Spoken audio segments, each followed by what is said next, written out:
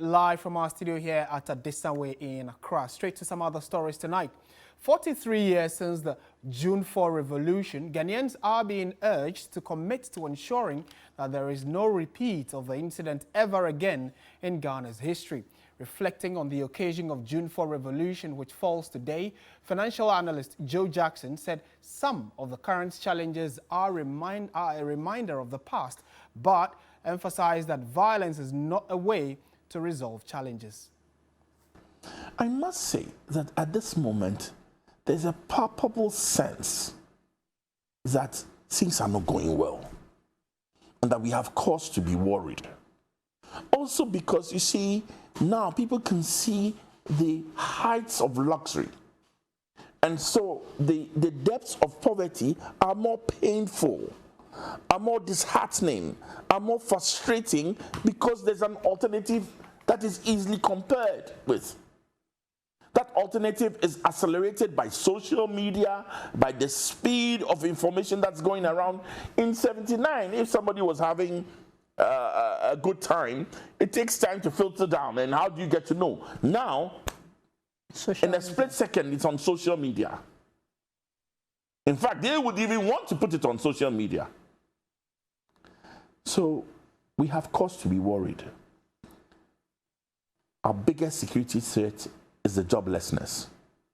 And we see it happening all the time in big incidents. Look at how people flock towards money doubling schemes, Ponzi schemes, how the insecurity that is growing. It's worrying. It's worrying. And if there's anything we should do this June 4th, we should be reflecting on the things that led up to June 4th. We should be asking ourselves, are the conditions repeating themselves? Right? And then we should say, never again. Let's stay on the subject matter and go to the phone lines now. Chairman of the National Democratic Congress, Samuel Ofosu-Ampofo, has joined us on phone. Mr. Ofosu-Ampofo, thank you for your time and good evening. Hello, sir. Hello, Mr. Ofosu-Ampofo, can you hear me? Yeah, I can hear you. Great, thank you for your time. After the passing of the founder of the NDC, former President Jerry John Rawlings, many say the observance of the June 4 revolution seem to have died down. And in addition to that, they say it probably must also have outlived its usefulness. You agree? No, I don't agree with them at all.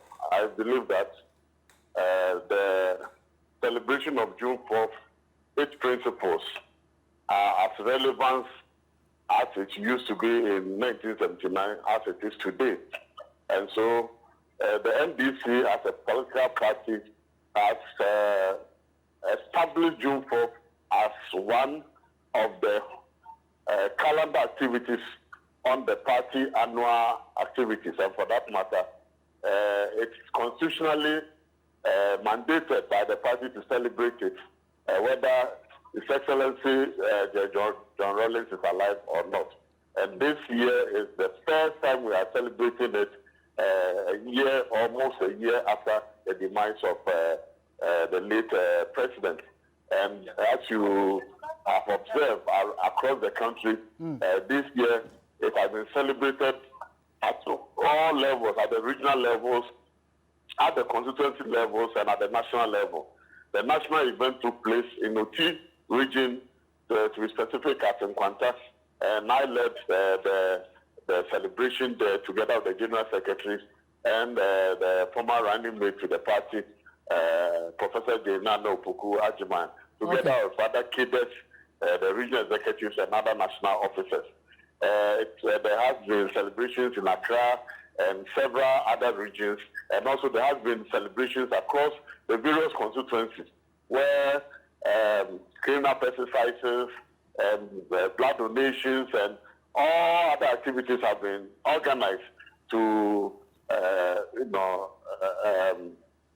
in memory of His Excellency, and also to herald the June 4th anniversary. There is also the bit of the argument where, some say never again should Ghana experience anything close to June 4. But you are saying it is still relevant in modern times. How else do you think we can mark it apart from going round, you know, like you mentioned, constituency level, regional level, and marking just the day as a moment in history? How do we mark it presently and going forward?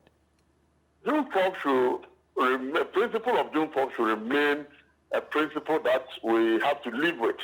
Principle of probity, principle of accountability, principle of transparency, principle of social justice, principle of popular participation in the governance architecture of our country are principles that have come to stay. For instance, this assembly concept of decentralization are principles that was born out of the June 4th revolution and the principle of power to the people.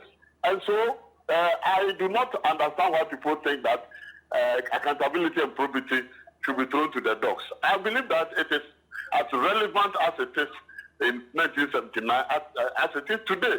And it is as a result of that today we even had a Public Accounts Committee and others in Parliament. You know, in the revolutionary era, we have the PDCs, we have the CDRs, we have other people, and then we have the local people demanding accountability from those who govern them. Today, it is important that whilst we have metamorphosed into a democratic governance system and we have a parliament in place, we put pressure on our parliamentarians and institutions of governance to ensure that the tenets of probity and accountability are entrenched and deepened. Okay. Because it is very worrying, for instance, that in Ghana today, COVID money will be given to government to dish out COVID money, and Parliament will ask for accountability, and some section in Parliament will get up and vote against even probing into how state funds are utilized. This is unacceptable. And in keeping with the spirit of June 4th, I believe that we need to continue to remind ourselves and increase the consciousness of the people at all levels to demand accountability from those who govern us at all levels. All right. Thank you, Mr. Samuel Ofosu-Ampofo, who is the National Chair.